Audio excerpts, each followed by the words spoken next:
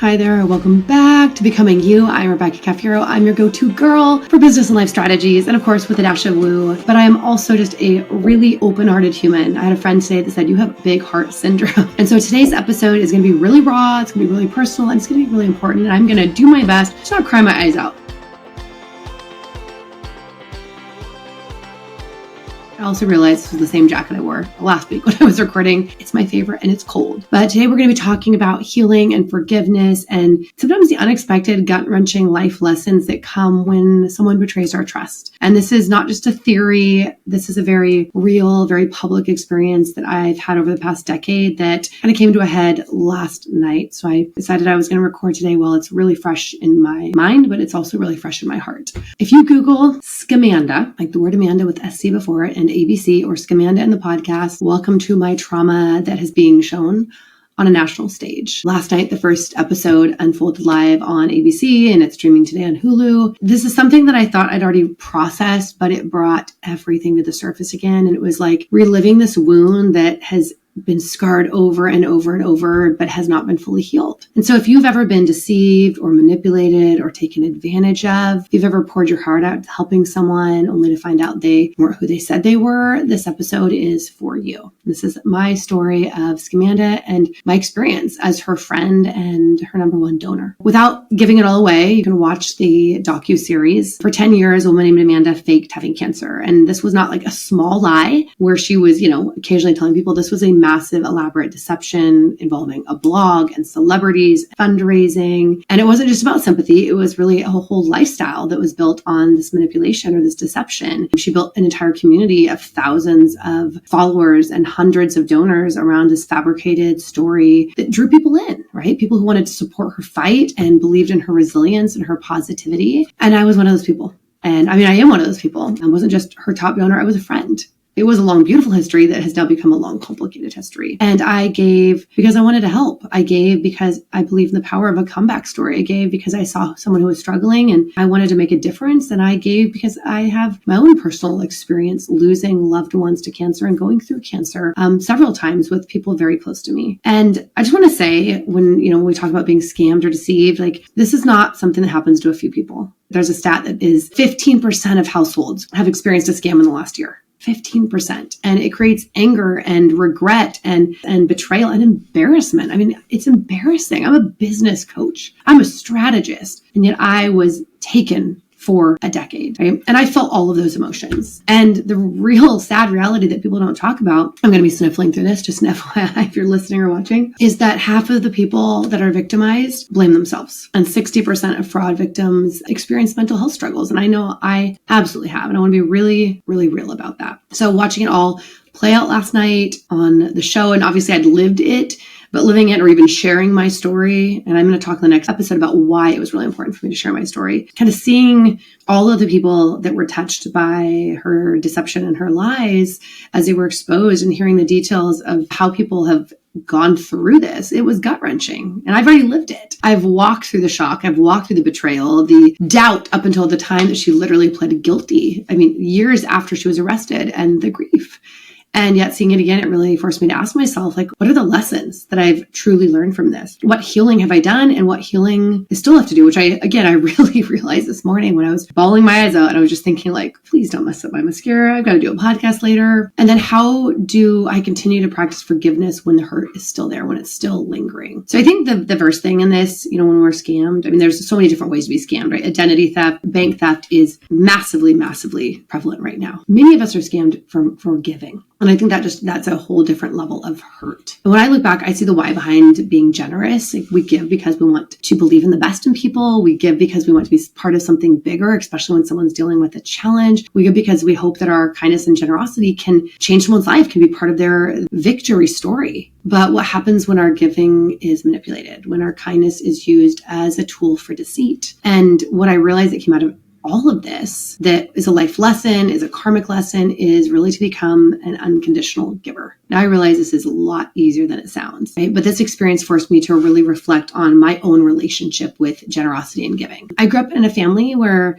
my mom and my stepdad that I lived with, they were really generous. We had a homeless man that lived in a bread truck that would often live on our property and watch our house when we were gone. And he died of cancer, and they helped him. They administered his medication. And I really saw their generosity and their impact in the community giving. Also, though, for me, I saw when they gave to me, there was a lot of strings attached. There was always expectations of something. And that silent or not so silent conditions that came with generosity really ingrained in me or created patterns where I started to do that as well. And what would happen when these expectations or these conditions aren't met is disappointment, resentment, hurt, anger. So in this situation, I had to ask myself, have I truly been an unconditional giver? And the truth is no. Not always. There's been times when I gave very conditionally, even if I didn't realize it. It wasn't like I was oh, I'm going to do this and then this is what I expect. But whether it was expecting gratitude or loyalty or some type of acknowledgement in return, I had someone that had worked for me and they were often having financial issues, even though they were paid very well. And there would be times that, they'd get a bonus or they'd get something, or they just would ask for money and I would give it to them. And I would be frustrated because I'd be like, oh my gosh, they should have paid that bill. But then I ended up having to lend them more money for versus,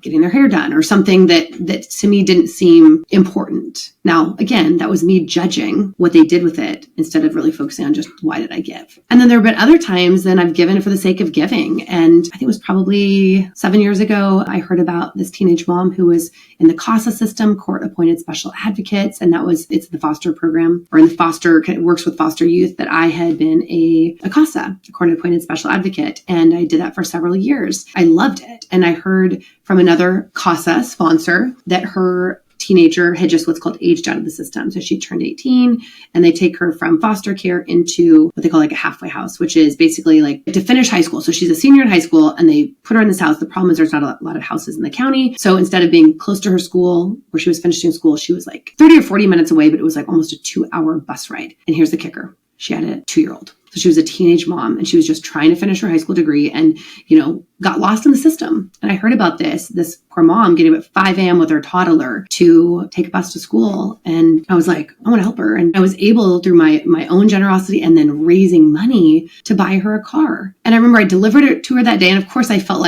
massive joy and she was so appreciative, but I don't know what happened after that. I didn't stay in touch. And I look at that situation, I'm I find so much joy in the fact I was able to do that. And I was able to help other people give without having any idea what was going to happen after that. And that felt different and it felt right. Obviously, I've been talking to my husband about this daily as I process this. And he shared with me his fraternity motto. And that keeps echoing in my mind. And it's give expecting nothing. And two things happen when you do this, when you really become an unconditional giver. And the first is you develop more discernment, because giving doesn't mean just being naive. Right? It means learning who to give to, not because someone's more deserving in a transactional way, but because you feel that the gift is honored. Number two is you release the outcome. And that is what I am doing and still working to do. What Amanda did is on her.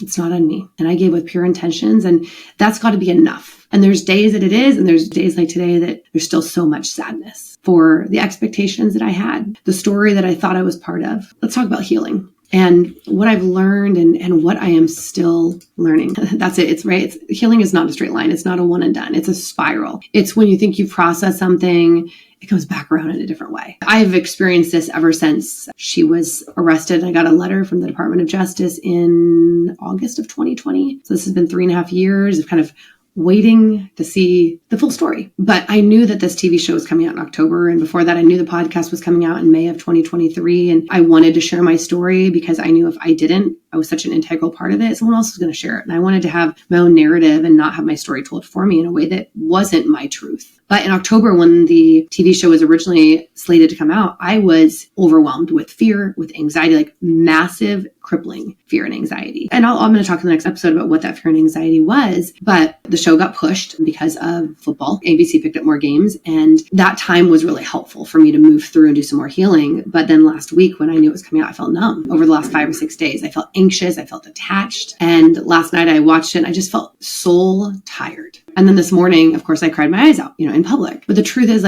healing again, it's not a one and done. I've done therapy, and I'm not talking about all of the things I've done to heal in my life from different things. We're talking about this experience, this story, this hurt, this trauma. I've done therapy and energy work and EMDR and Reiki, and it's all helped. All of it has helped. But helping isn't the same as completing. And healing isn't a finish line. There's no end. It's an ongoing journey. So if you're feeling the pain of betrayal, of hurt, just know this. It doesn't mean you haven't healed. It just means you're still processing, and that's okay. Sometimes we need to lower expectations of ourselves in the most compassionate way. And then the last is forgiveness. This is probably the hardest and most necessary step, because forgiveness is not about excusing someone else's actions. It's not about saying like what they did was okay. It was not okay. I mean, I would say it's unforgivable, but it's my obligation. It's my privilege to be able to forgive. And also forgiveness is not even about the person. It's about you. It's about me. It's about releasing the weight of resentment so it doesn't continue to take up space in your heart. In fact, I had one of my clients who's a Reiki master, and she tapped into my energy today, and she's like, you are carrying so much heaviness. And she didn't even know all the details. You're carrying so much heaviness. So that's where it's about me. It's about me releasing the weight of this sadness, resentment, betrayal, right? So that it's not continuing to take up space in my heart. It's not continuing to literally like add weight to my back energetically. Forgiveness is about me. It's about you. It's about releasing all of that. And why is that so important? I mean, this has done a toll on my mental health. There are studies that show those who practice forgiveness not only have better mental health, but they have reduced anxiety, reduced depression, and it's associated with lower levels of anger and hostility. And I